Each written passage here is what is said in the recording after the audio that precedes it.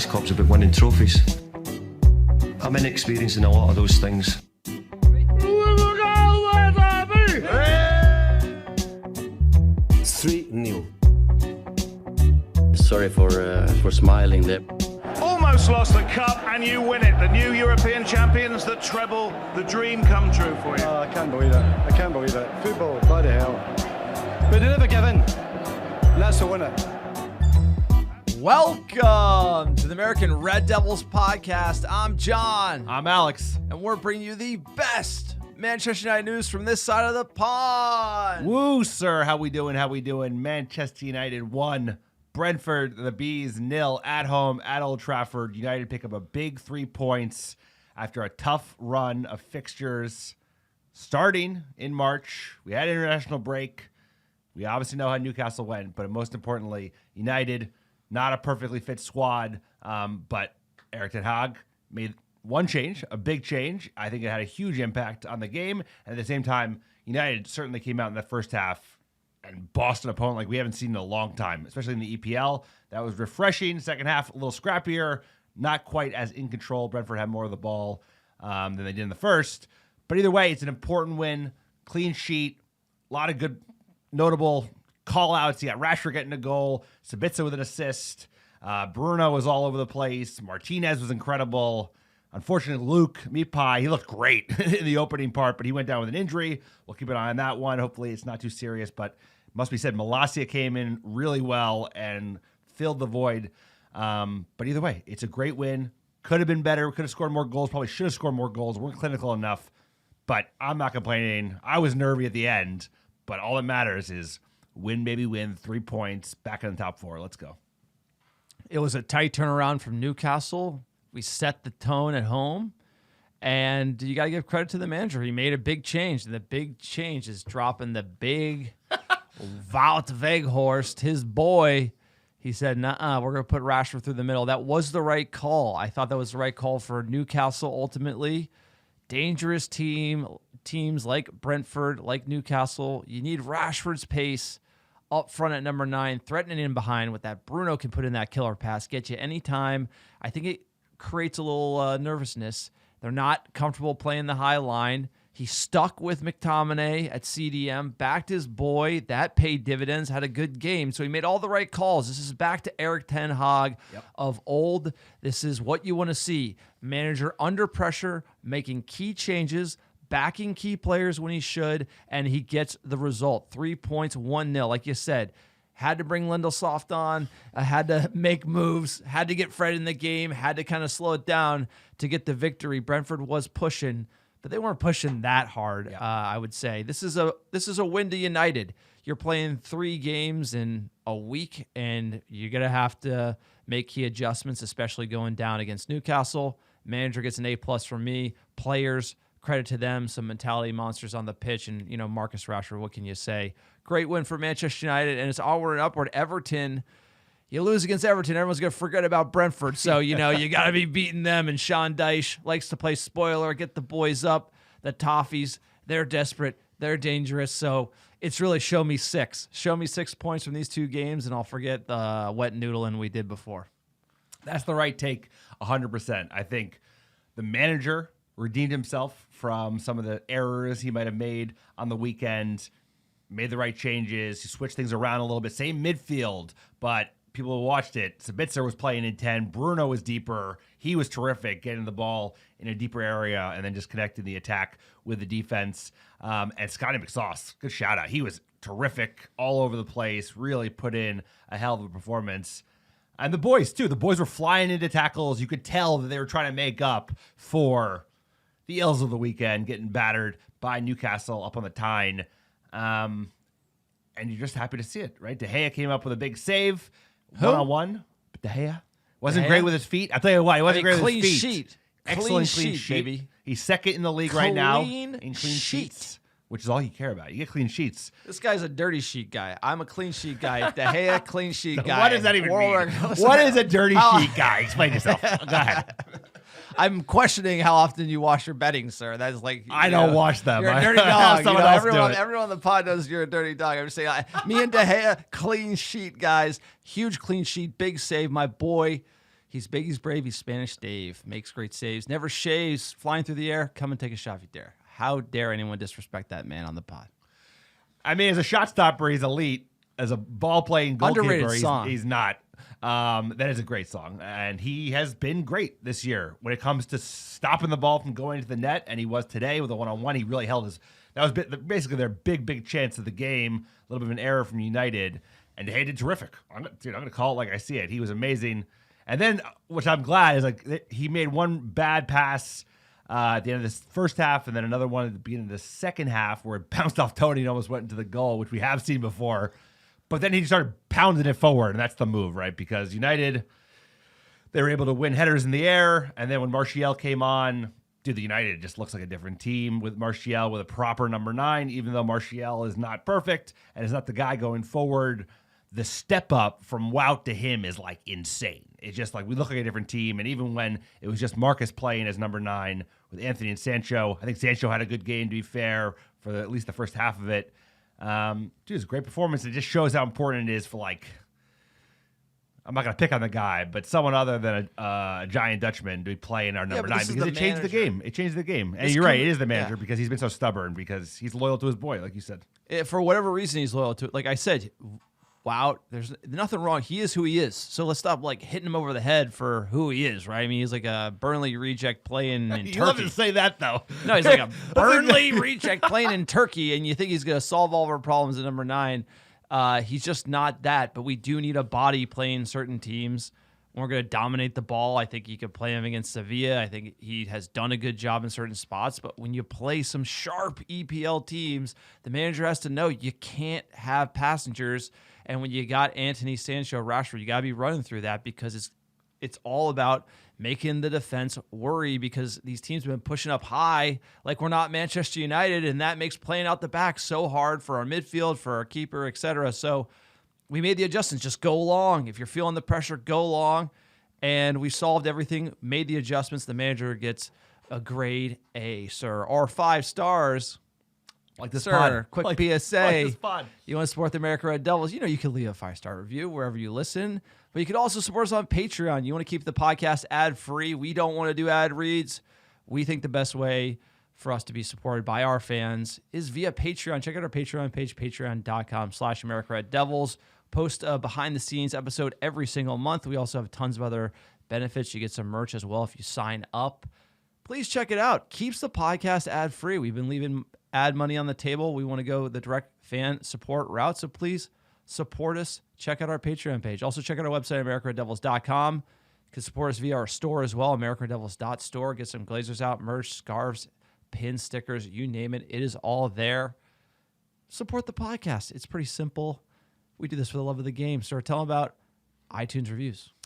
Another great way to support the pod is to write 5-star reviews of the America Devils podcast wherever you listen, whether it be on Spotify or iTunes or the like. And even better, we have an extra special giveaway that's still going, baby, because the Glazers aren't leaving yet. We're giving away American Red Devil design Glazer out scarves, green and gold to the club is sold. All you have to do is write a 5-star review on either of the 2 big carriers of podcasts, ideally, and send a screenshot to americadevils@gmail.com with your mailing address, and I will personally pick, pack, and ship a free Glazer out scarf. Send it right to your door anywhere in the world. Here's a great review, 5 stars from Drew. I just recently started listening, but I enjoy it very much so far. I always be on board with bashing the referees and VAR. In the most recent episode, it was very interesting to hear the perspective about VAR and how we should be able to hear the conversation between VAR and the ref. Thank you, Drew. Thank you for the review. And wouldn't you like to hear the conversation between the VAR and the ref? Today, it was a non-issue. But in the past, you know, VAR is a storyline. It's nice to have a game where, like, there's no controversy. It's just a game. You played football, you know, maybe there's a couple soft yellows on the United side in the first half. But it's nice when the game is just about the game. And today was a game where United, in many ways, I think, redeemed themselves. Like, we could do much better than today, but it was a huge step up from what happened at Newcastle. No, it was night and day. It was. It was night and day. Let's jump into it. Manchester United won, Brentford 0 at Old Trafford. Let's get into that lineup. Dave saves world number 1 in net. Luke, the impossible meat pie shot. Left back, Martinez, Varane, center back pairing. Delo on the right. McTominay, Sabitzer, midfield with Bruno in the hole. Sancho on the left. Rashford up top. And Anthony on the right. What'd you make of this lineup when you saw it? The big change was dropping the big man, so no Wout. I was excited about that. We've all been calling out for that for a while. I was a little surprised that the midfield three was the same midfield three that we had seen on the weekend. Same with the back four. I thought AWB might come in, but I felt much better when I started seeing the way that they actually set up in the game. Like I said, Bruno deeper, Sabitzer at 10. And also, it was very interesting. The fullbacks were cutting in so much more than I've ever seen on this United side. Like Shaw was playing almost in the middle of the pitch sometimes. Delo was doing the same thing, and it was effective. So I think this is a classic Eric Ten Hag style. It's like you get battered and you let a lot of the same players redeem themselves, and I think a lot of them did. No, I like the lineup. I like dropping Wout. Surprised I didn't see Fred in there. Yeah. Maybe something a little more conservative like Mick Fred. I can't believe I'm asking for that. McFred with cheese, but it was just so open against Newcastle. And Brentford, they're a dangerous side. So he credit to the manager. He stuck with his boys, and, McTominay shout. Great match for him, but let's jump into it. Coming out, United dominate, setting the tone early at home. They were dictating play and were aggressive in their tackles. I was asking for that. We were just so timid. Like, someone put in a challenge. Someone set the tone. We set the tone. And, you need to do that. For me, away is really the time to do it. Like, at home, you have the crowd behind you, but we did it. We were making up for it. 21st minute, great chance for McTominay. Just like I said, Anthony puts in a good ball on the volley, blasted over, almost a goal here in the 21st minute for McTominay. And this is one of the rare instances when Anthony actually cuts to the outside, puts the ball with his right. McTominay, he buried a bunch of these for Scotland. I was hoping he was going to do the same, but it was just the impetus he wanted to see. Brentford were nowhere near it in the first half, and when United's playing like that, they're very, very difficult to beat. We need more goals, but defensively, we were super sound on that one-on-one chance later in the game. 23rd minute, Anthony with the left boot curler. We would see this one a few times today. Not coming good for him, but it didn't matter because we would get our breakthrough in the 28th minute. Sancho's corner. It breaks here for Anthony. Dinked back in. And Rashford! A Premier League goal that's been a while in the waiting for Manchester United, but it's come from their main man this season, Marcus Rashford. United have a score to settle with Brentford, and that's the way to go about it.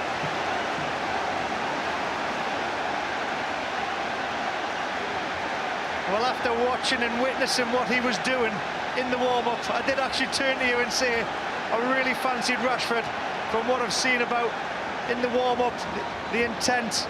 He never missed the target. He was finding the back of the net at will, and it comes from a set play. Manchester United have had 6 corners already. The ball back into the area. Sabitzer wins it, and it just fell lovely for Rashford on the off the volley, hop. but he's I mean, still this got a one lot to just, he do made here. it look easy. Watch this, you can see. Zabitzer with a great flick on. Rashford, boom, finish clinical. And where would we be without Marcus Rashford? We would be in trouble, sir. We'd be in real trouble. Fortunately, that's not the case. He's playing lights out this season. Gone through a little bit of a drought in the EPL. That drought is over. But United were a little bit wasteful with corners today. We had a shit ton of them and didn't have a lot of good chances, to be honest. But United kept pushing in this instance. Anthony puts in a nice ball on his left foot over the top. Sabitzer does really well to put pace on it with his head. And then Marcus just smashing it home, keeping it below the bar. Great goal. Exactly what United needed, because goals are always going to be hard to come by today, and they were. And Marcus making his impact was very important. 37th minute, sub Malacia for injured Luke Shaw. Looks like the hamstring for Luke Shaw. Don't know much around the specifics of the injury, but we'll keep you posted.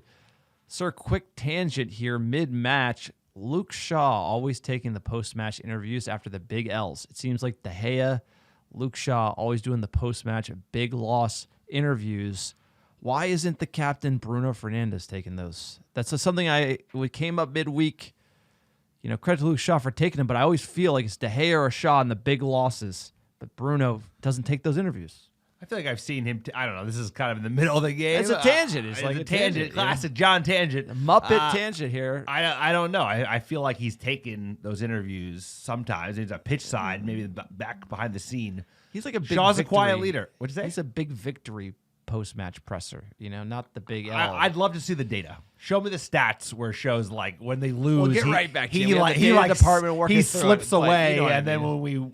when we get battered, I'm gonna say 80%. Like for some reason, he's pulling stats out of his ass now too. I just talked to 80%. I just talked to our producer. Yeah, He producer. confirmed with the data team. We're the that producer. It's 80% Luke Shaw and De Gea taking big loss posts. But that is an interesting thing. It's like he's wearing the armband. He should probably be taking. It's most important for the captain to take the difficult post-match interviews. Just something, little seed, planning it, think about it. Portuguese But on Portuguese crime over here.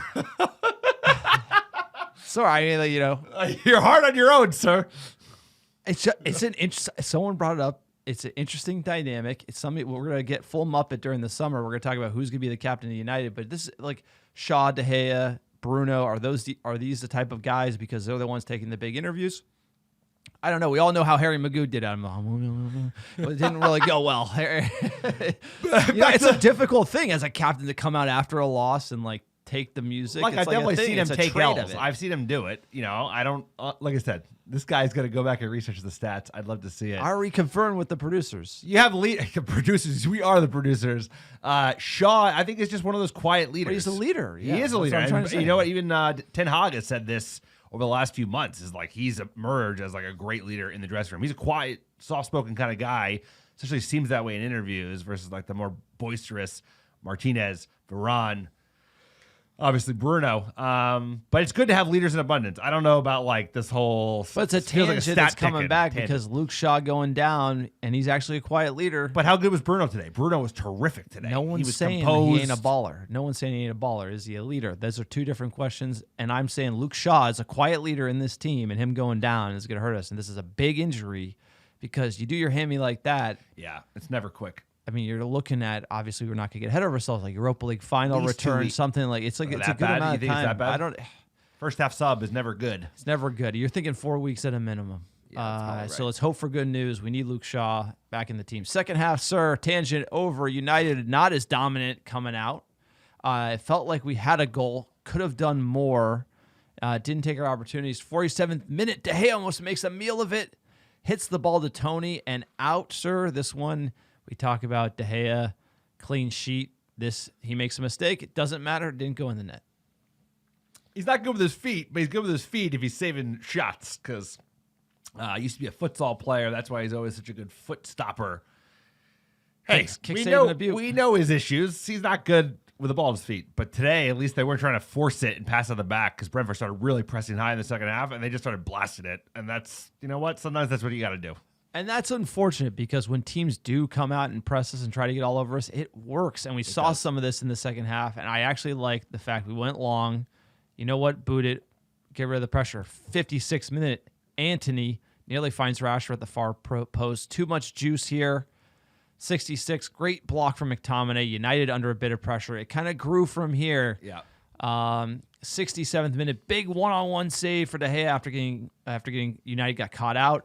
I really think this is the moment of the match. We're up 1. They're coming into the game. De Gea with it, like game-saving, 3-point saving save here. This is huge. He might have a bit of madness at the feet, but getting these clean sheets, making these big saves. There's been some clean sheets this season with some big saves from De Gea. We've always seen him come up and make these big saves, save us these points. I mean, if you added them up throughout the seasons, it'd be unbelievable where we would be if he wasn't stepping up big here. Shout out to De Gea. 100%. I mean, at his best, he's elite, right? As a shot stopper, he's one of the best in the game. I say world class. He is world class. The best shot stopper, yes. He's probably the single best shot stopper. Yeah. But he's not a sweeper. he's and bad that's with not his a feet. thing, And you know what? It is what it is. He We came know up who in a he different is. era. He came up in a different era. That's all right. He's your boy. You defend him to the tilt. Nothing against him. I can't even slander the lad. You can't. But- I'm holding the line, dude. I'm holding the line on De Gea. The only bad gonna thing he call it did like I was said. steal donuts from Tesco. That's the only thing he's That ever was done. years ago. negative. That was like over a decade ago, and he was still a skinny No, that's lad. the OG De Gea coming from Spain, can't speak English, stealing donuts. That was thug life De Gea. Sign the new contract on reduced wages. Then he I'm got good with paid that. enough where he didn't have to steal donuts. He got paid He got an absurd amount. He got paid like he's anyway. We're tangents on tangents. He's paid 2.5 times what Allison's paid apparently. So he's ready for a discount. Anyway, what happened next, sir? 67th minute, or 71st minute sub, Fred and Martial for Sabitzer and Sancho. Sancho faded in here. Yeah. I thought this was a great change for the manager. 80th minute, great chance for Fred. Rashford finds him on a plate. He's got to make this.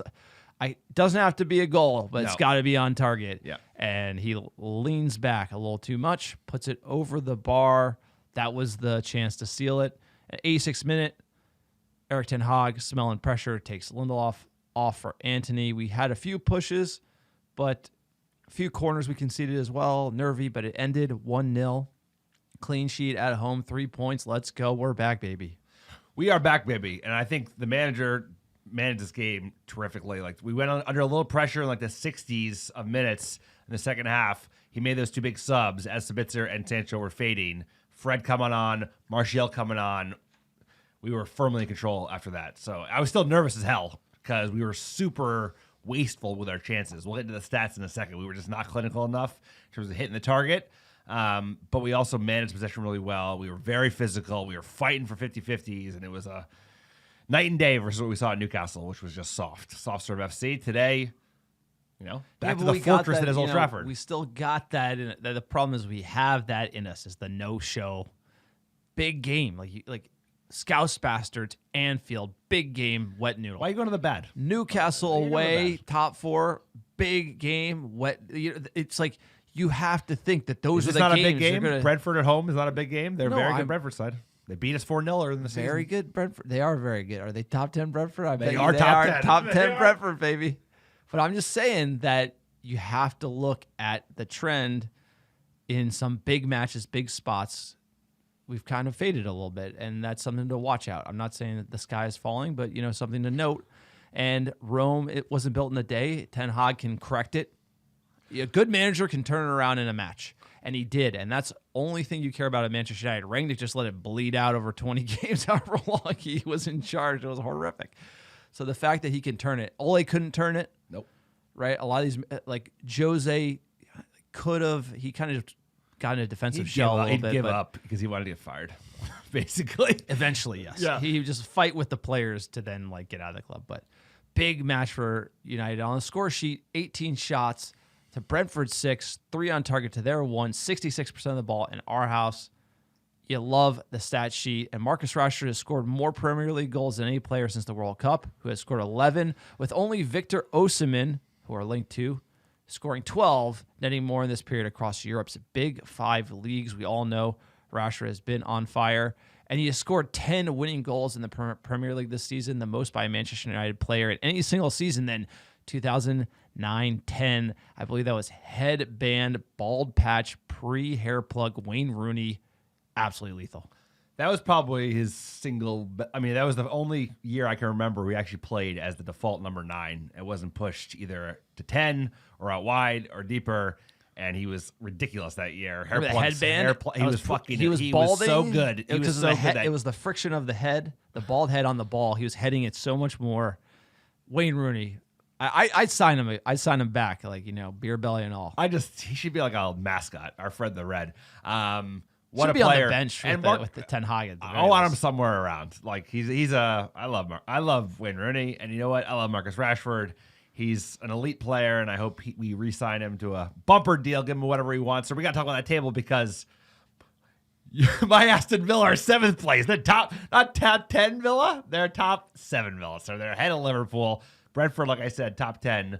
And United, most importantly, with a game in hand over Spurs, because now it's a top 4 battle, back in 4th place. You love to see it. I don't know if I'm loving 4th place, honestly. It's better than 5th. We were fighting for the title, then fighting for second, then we were fighting for third, now we're fighting for 4th. It's been you have to admit, from where we were to where we are, it has been like a little letting off the gas. You don't like to see that badge next to that 4th place. I'm just saying, it's like 3rd, I'll take it. 3rd, 5 points off 2nd, okay, that's where we should be. It's a tough league, it's competitive at the top.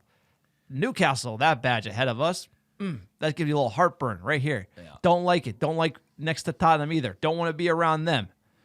Scouse Bastards cheering me up in 8th. Chelsea can't even see him. Not top 10 Chelsea. I'm hearing from They're my bringing stats back department. Lampard. I'm hearing from my stats department. They're not top 10, sir. I can't see him on the table Confirmed. because the website page doesn't scroll that far down there. Let me tell you something about predictions.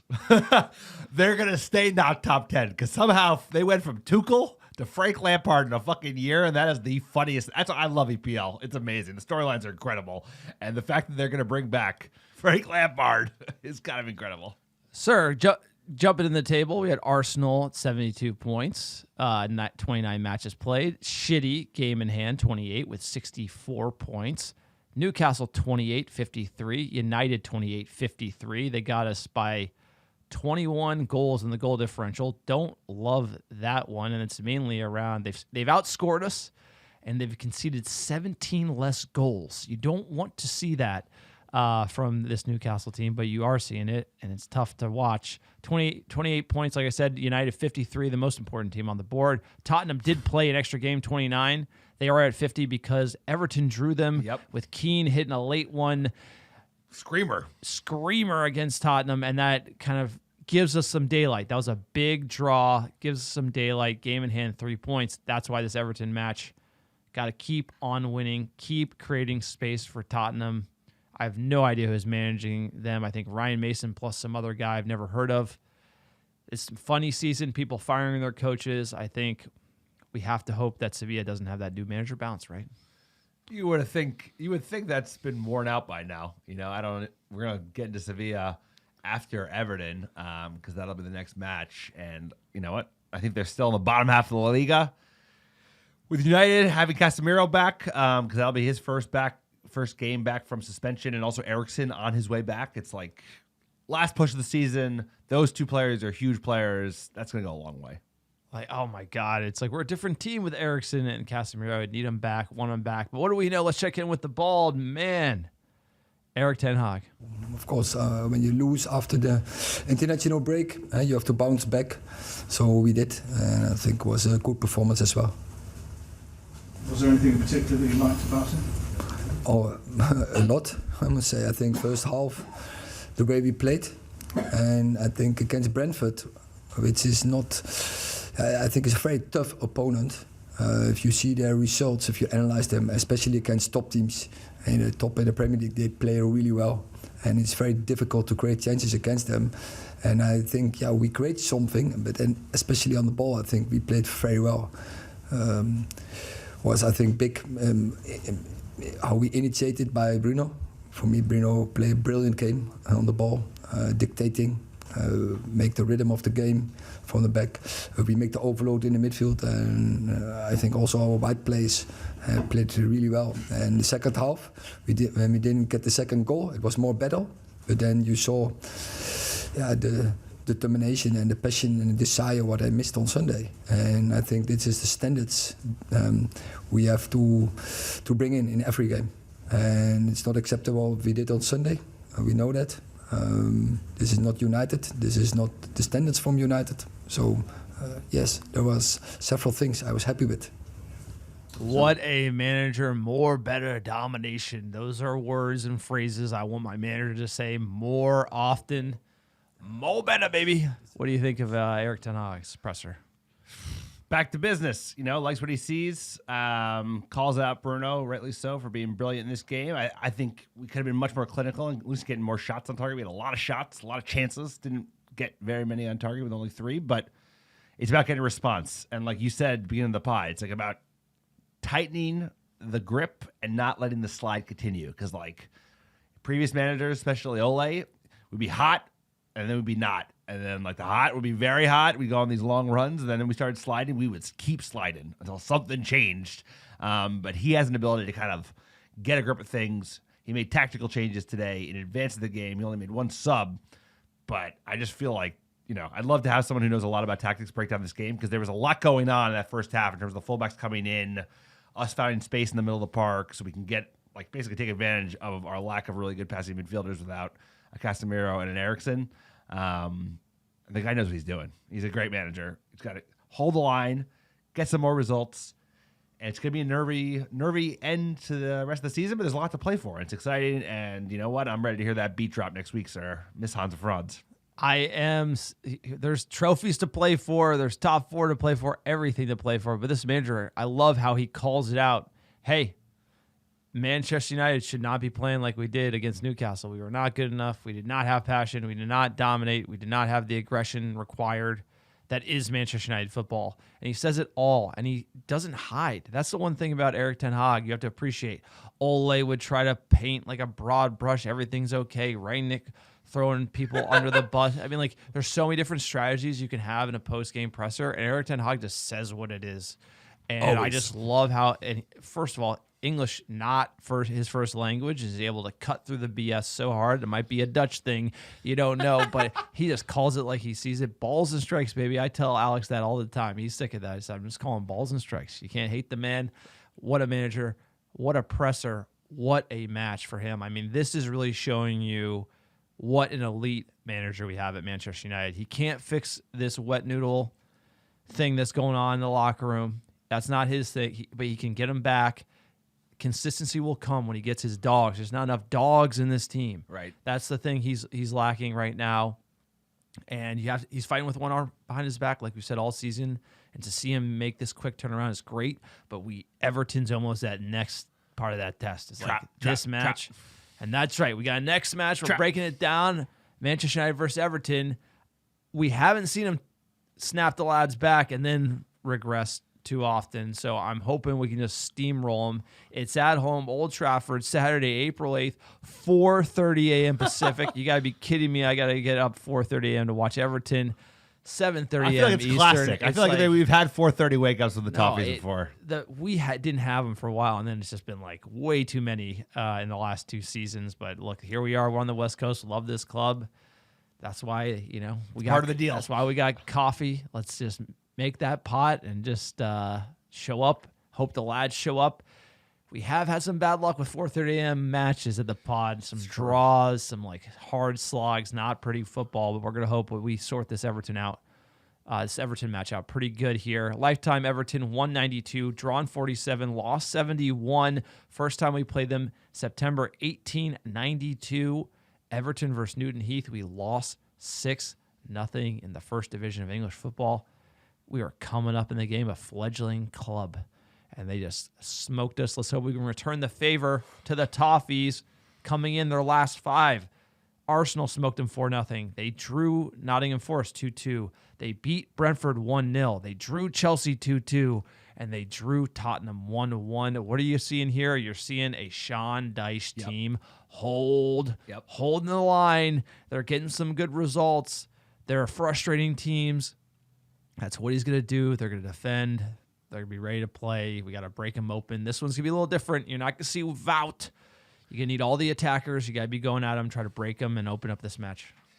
100%. 100%. It's a huge match. Sean Dyche, for a club like Everton, who are, still in the relegation fight, perfect manager. He's organized. He always gets his boys up for it, especially a big game at Old Trafford.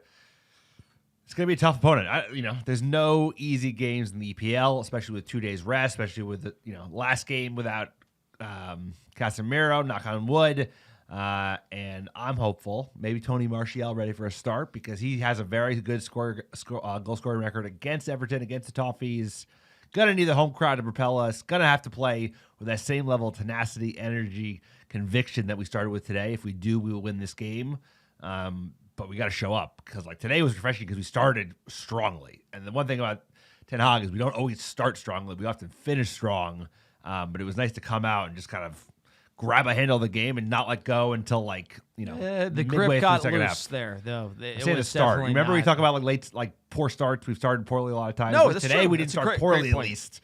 We didn't finish as well we started, but yeah, that's what Manchester United are known for. You're just trying not to start poorly. That's why we've won 20 Premier League titles. That's just right. we got a big game. We're just trying not to show up poorly. But look, let's get to Everton. Some history on the Toffees. The club was a founding member of the Football League in 1888, if you know your history. And as of May 22, they've competed in the top division of English football for a record 119 seasons. Unbelievable. They're fighting relegation last season. They've only missed 4 top-flight seasons ever. And they're in another relegation fight Right now, I'm looking at the standings here. Top 10 Villa. They're in 16th with 27 points. They're tied 4 ways with West Ham, Nottingham Forest, and Bournemouth. Basically, from 15 to 18 is all in 27. Then Leicester City in 19th at 25 points. They sacked Brendan Rodgers. And then Southampton, who we drew, LOL, with 23 points at the bottom. So they'll go to the last game of the season. Like the West Ham, relegation. Everton, Nottingham Forest, Bournemouth. And oh, by the way, shout out to David Moyes. You heard him on the intro. Today. He might get fired next, actually. He might be the next. That's a great bet. It's like, who's the next manager to get canned? He never came good. David Moyes, tactical genius. Sorry to see. Everton has won 9 league titles, 5 FA Cups, and 1 European Cup Winners' Cup. It's been a while. They're known as the Evertonians or Blues, nicknamed the People's Club, the rival. The enemy of my enemy is my friend. They don't like the Scouse Bastards. And they got this new stadium coming. Looks nice. They do have some financial fair play issues around signings and not getting it under the appropriate budget. There's points deductions being talked about. I hate how these investigations take so long to be able to sort this. It's like there should be clarity at the beginning of the season. What's going to happen with Everton? They could get a points deduction go down. They are playing the 4-1-4-1 with Sean Dyche. Tarkowski's a player. Keane's a player. Pickford, the poor man's Peaky Blinders, Jordan Pickford. Don't like him. Don't like him in that haircut at all. You love that haircut, don't you? Iwobi, Damari Gray, Decore, lots of good players. Coleman, like a dangerous team. Dangerous team in a tough spot. They're playing for their lives. You see the football in the English Premier League just turns up. The volume turns up this part of the season. Just like in a lot of sports, you're getting close to the end. Every game is just a little harder. That's why Arsenal's going to blow the title. We all know don't it. say it. It's too late. They're fighting for their lives. And this is a club that's rich in history. Like, honestly, they have a lot of history. They've won a lot of EPL titles. And they have a record that they don't want to break, which is dropping out of the Premier League. Fighting for their life, literally financially. One of the worst run Premier League clubs, probably, other than United. They're up there. Like, their owner is not known as a super astute footballing brain because they've been chopping and changing and having a lot of bad signings. But, dude, Dyche will get the boys up for it. They do have talent in the squad. They're going to be dangerous. They're going to come in with some rested legs versus United, who's going to be a little bit knackered with only 2 days off. And it's going to be a knife fight in the mud, sir. Love Dyche. Big fan. Eats worms. Which is a EPL. When that rumor went around, he sounds like that gravelly voice. But he's a solid manager. Always has been. Physio injuries for United. Donny out. Casemiro suspended for this one. Eriksen trying to get back for fitness. Tom Heaton has ankle injury, and Garnacho as well. No return, no update on Garnacho. We forgot about him. Our attack has been sputtering, and we haven't been able to throw Garnacho on as a live wire sub. Need him back. Given those injuries, what is your starting 11 for Everton? Another one to keep an eye on is Shaw, of course. How bad his hammy injury is, we'll see. But I don't think he's likely to feature on Saturday. It's such a quick turnaround. It's going to be De Gea in net. AWB, he's ready for a go. It's going to be Varane, Martinez, Malacia. I'm going to do McTominay, Fred, Sabitzer, Sancho, Bruno, Rashford. All right, Extra I got midfielder, which he doesn't like to do, it seems, but that's what I'm going for. I got De Gea in a net. I got Wan-Bissaka, Varane, Martinez, Malacia as well. Fred, McTominay, Sabitzer, Bruno, Rashford, and Anthony. I like Bruno on the left. I want to see, that McFred connect as well as, Sabitzer put Bruno out on the left. That's the best I think we got.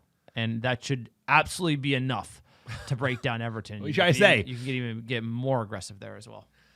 No, you would think so. He might go with the same 11, knowing our manager and how well they played today. But I do think you have to freshen up a little bit. The low could probably use a blow.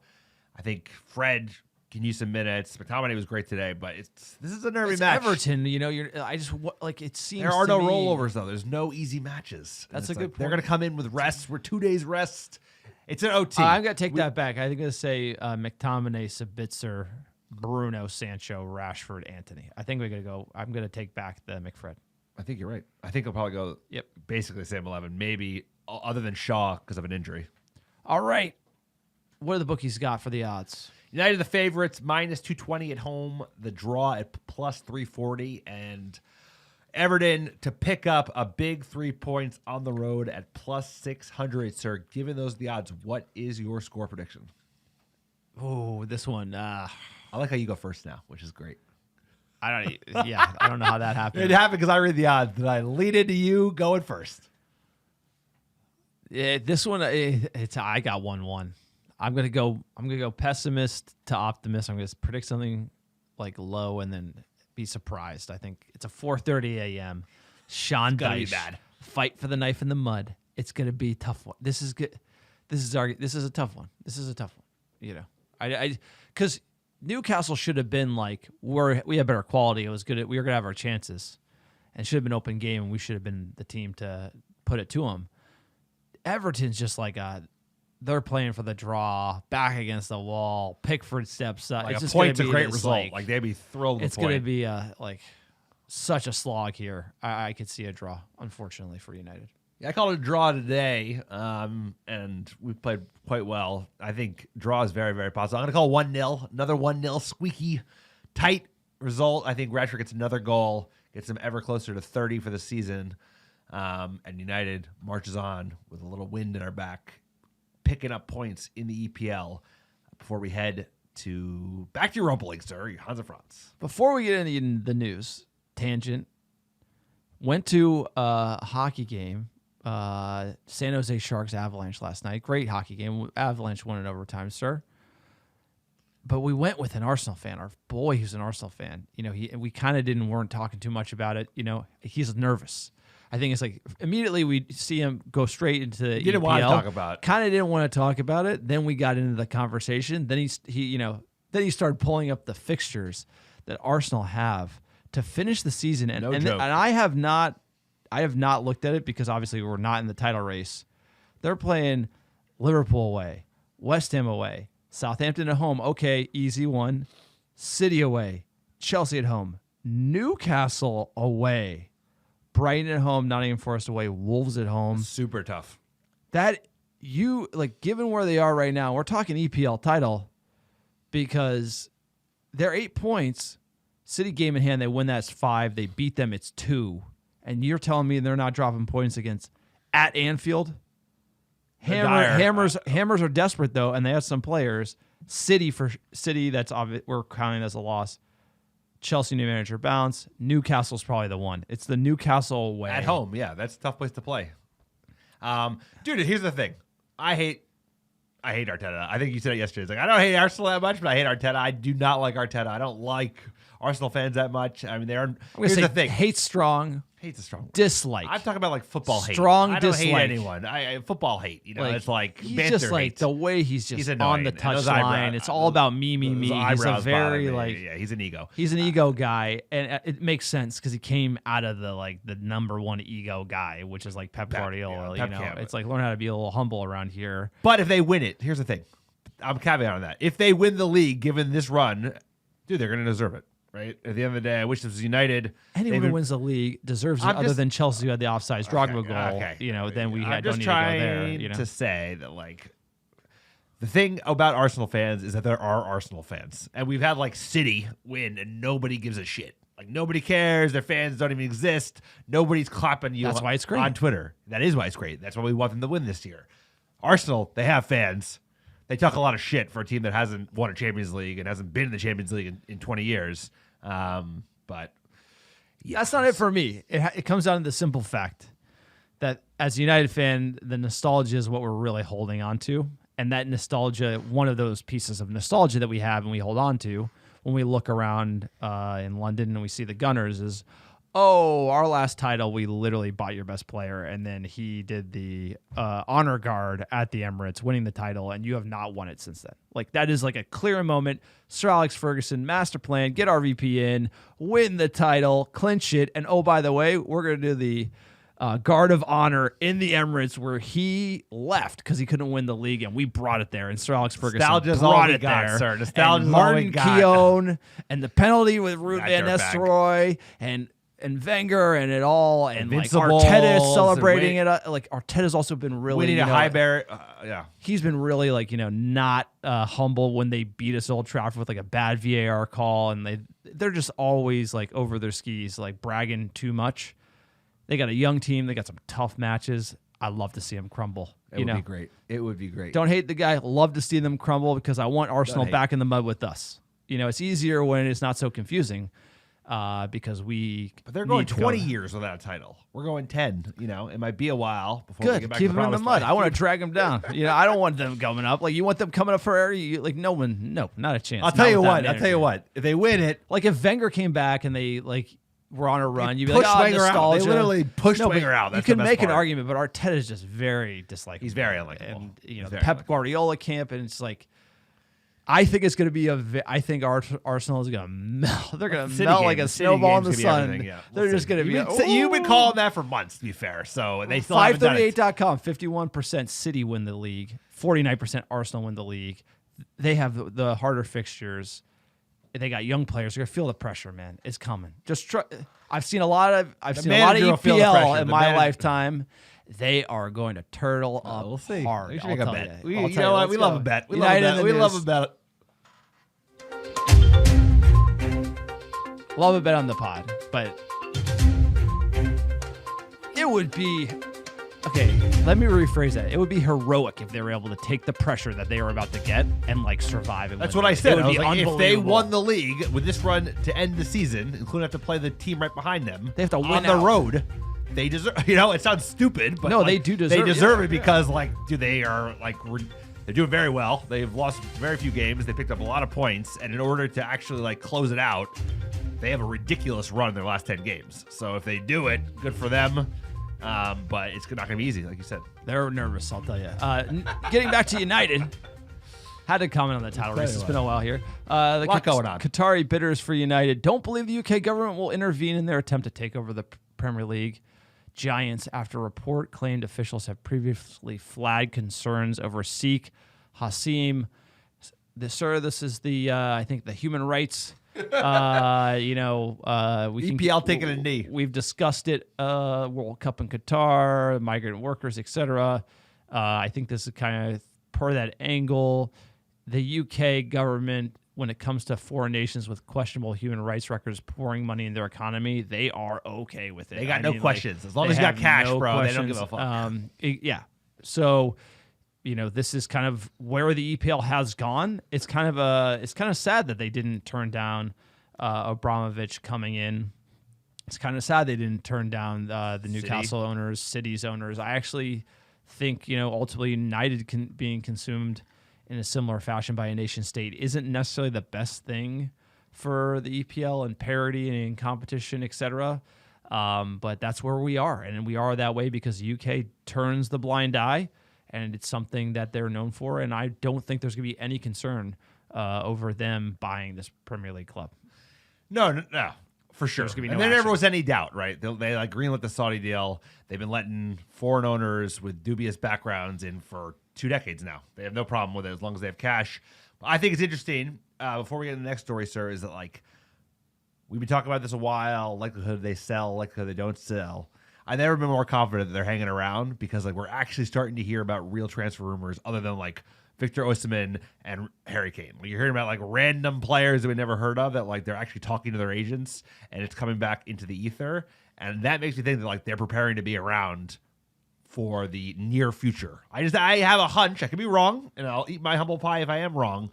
But they're not involved in that side of it at all, right? The whole thing is I feel like they're planning for. They don't tell anyone to stand down. So it's the business is being run as it would be. I don't know if that's.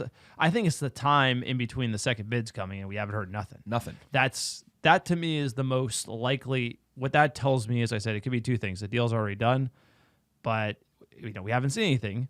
Or most likely, what I believe is there's a distance in valuation. There's a lot of hemming and hawing going on. And that's why you have no leaks. You haven't had Qatari leaks. If Qatar was about to, you'd be Qatar's close. No, yeah. Qatar's that. It'd be There's a all the huge Sky delta. Sports There must be guys a going huge crazy. delta, right? And if there's nothing, it means there's There's nothing. Nothing. There means there's nothing, and there's a lot of guys who said that I thought Qatar already bought him already, but welcome to the twists and turns and it taking longer than I thought in my original prediction. This is a multi-billion-dollar asset. It takes time to sell it, unfortunately, for us fans. Next bit of news: Manchester United must cut their losses on Harry Maguire, Anthony Martial. While struggling, £73 million man, Jadon Sancho deserves more chances to show his best form next season. Who should Erik ten Hag keep and sell this summer as his rebuild continues? Not sure this is news, depending on how you define news, but it's a general question. Who would you can at Old Trafford? Well, I think this was a little bit of messaging, a little bit of like, get your shit together, because a bunch of players went on blast. You know, the players that make sense are obvious. Like, everyone knows Harry Maguire, like, especially today when Lindelof came on to shore up shop at the end of the game and they're trying to put it in the box and he put Lindelof over Harry Maguire. His days are numbered. At the same time, Sancho put into task, right? This is the story that I wanted to kind of talk about, is that, like, he is not convinced about Sancho for obvious reasons. I don't think a lot of us are convinced about Sancho. The money he's on is like fucking insane. That's why, like, my lack of confidence that he's going to turn good is because we gave him this stupid contract that we'll never be able to ship. How many years does he have left? 5 left, and he makes £18 million a year. What, second highest player? 20 contracts through 2027, £18.2 million a year. You'll never be able to sell him. De Gea is the only one who's paid more. That's listed here publicly. Casemiro per this source, sporttrack.com, is less. Next in line is Varane, but Rashford has to be above Sancho in the De Gea territory. Martial, you'll never be able to sell to, right? He's got one. His contract goes to 25. I think that's 25 with the extra option of a year. You could sell Jadon Sancho. It's just you're gonna pay. It's gonna be like 20 something. But no one's gonna pick up an £18 million contract for a player who doesn't score enough goals and doesn't assist enough and has fitness problems. Like, that's the problem. You'll never be able to sell him because he's gonna be like, yeah, come take half of that at another club. He's gonna say, I'm good. I'll just. That's why you have to get used to taking the L, and you got to buy it out. I mean, like, what else are you going to do? Big buyout. So here's the deal. He's going to be on the bench at United then. And this is bad business. This is Glazer business. This is Woodward business. This is, Murtaugh business. This is horrible deals. Everything on the come for Jadon Sancho, and we need some, like, milestones in these deals, because it's like the fact he's not playing, he's on this money is just absolutely insane. Harry Maguire's got to go. You could sell him. His salary, £8.4 million compared to Jadon Sancho. It's £10 million less. Unbelievable. Maguire, you can get off the books. He'll go. Yep. It's more important who doesn't go, and that's Marcus Rashford. Obviously, we're stuck with Sancho for a while. Martial, he could be the third option striker, honestly. Yep. But it's really Maguire's got to go. The issue. Then right back is a great question. You can't have 3 right backs. We probably need another one. You got to ship Tellus. You got to ship the spare parts. So it's going to be an interesting summer. You got to move Bailly. You got to move Dean Henderson. There's a lot of dead wood. You got to move Brandon Williams, who was like doing balloon whatevers in the Carrington parking lot. I don't know what that is. I'm too old to know about like whippets, or I don't know about that shit. There's a lot of clear outs to be done, and there's a lot of players that need to come in, and this is why it's so important to have clarity, even if the Glazers are hanging around. That, there's a lot of business to be done. We said that last summer, not enough was done. We did decent on the buys, sales not so much. And this is where it's difficult to sell players because, like, we'll definitely be able to sell Harry Maguire. I don't know if we should sell McTominay at this point after the game he put in today, and the fact that you convinced me in the last pod of how much of a good squad player he would be for this United team. But some of the other ones, like, you're not going to be able to sell by. Yeah, Tellus, you'll probably be able to sell for like $5 million. Brandon Williams, like $3 million. It's like there's a lot of players that got to move. Next bit of news: Manchester United are interested in signing Bayern Leverkusen fullback Jeremy Frimpong as Red Devils boss. Erik ten Hag looks to strengthen his right back options. We were just talking about it. One of them's got to go, in my opinion, if you're going to bring someone like Jeremy in. But at the end of the day, you know why we're interested in him? Dutch. He's Dutch. That's why. But also 99th percentile non-penalty XGs for right backs, 94th percentile assist, progressive carries, 99th percentile, successful take-ons, 99th percentile, touches in the opponent's penalty box, 99th percentile, progressive passes, 91st percentile. Sir, those are types of numbers where you got to get them, but it's not going to be cheap. No. But a great option. I'm glad we're linked to right backs. I think he's looking at Delo. He's looking at Wan-Bissaka. Can I rely on either of them? I honestly would ship Delo. I'd keep AWB because it's an EPL thing. It's not a Champions League or European thing. It's an EPL thing. You need someone who's a dog and can defend against like the cities that are coming at you. You need that type of right back to shore up the line, even though you might be sacrificing some juice in attack. And that's why you need that 1-2 punch. Today, Delo played well, but maybe Frimpong is the man. I agree because this is a player that apparently we've been attracted to for a while. We've heard his name actually last summer. They obviously didn't move for right back, but his profile is too reminiscent of Delo, which is like really good attacker. His defensive stats are not very good, and I think if you have both of those, like what happens when you have to play a PSG, a Bayern in the Champions League next year, a City, an Arsenal, you need that option, and to have two players that are like forward. You know, I like having out Wan-Bissaka. I think he'll get better and better under this manager. And from a defensive standpoint, he's excellent at putting in a tackle, getting back. He was a game changer in the EFL final. He was. Think about that Changed final. the game. He comes on a final and just like puts in a challenge, bosses Newcastle. He set the tone like coming in, and when you talk about looking for dogs in the team, like Wan-Bissaka has some dog. You know, like he's got that like I remember he came on Newcastle. Big challenge, won the ball, like set the tone. And that's the type of player in a big moment like that, you want them coming on that stage and like owning it, because that's what Manchester United is all about. Owning big moments, winning big trophies, sir. Fan questions, jumping into it real quick here. At Ty Kircher, energy was much improved from last weekend. I enjoyed that first half. Need to keep that rolling. I'd like a more comfortable win Saturday, but 3 points is 3 points. Just take care of business and don't worry about everyone else. Win, baby, win. Hashtag Glazers out. Absolutely love it from Ty. At ANT6C, 2 appearances with no injuries. He's back with a gif of Martial. Don't say that. Don't say that because he's close. He's close to being back. Tony Martial. Looked good today when he came on. He offers a lot. I wish he could stay fit because like you said, he'd be like second choice if he could stay fit ahead of like Harry Kane next year. The fitness is the big issue. This one is a shout out at Steve_Tibby. He's tweeted us a few times here, but he's looking for some USA-based fans who are going to the United versus Wrexham match to send him some match programs.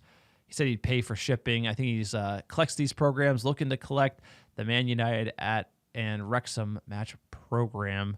So tweet at Steve_Tibby, giving him a free shout on the pod because, fan across the pond likes match programs. Someone in America ship it to him. Am I the only one who doesn't care about Wrexham? Like, I literally don't care about Wrexham. I don't care.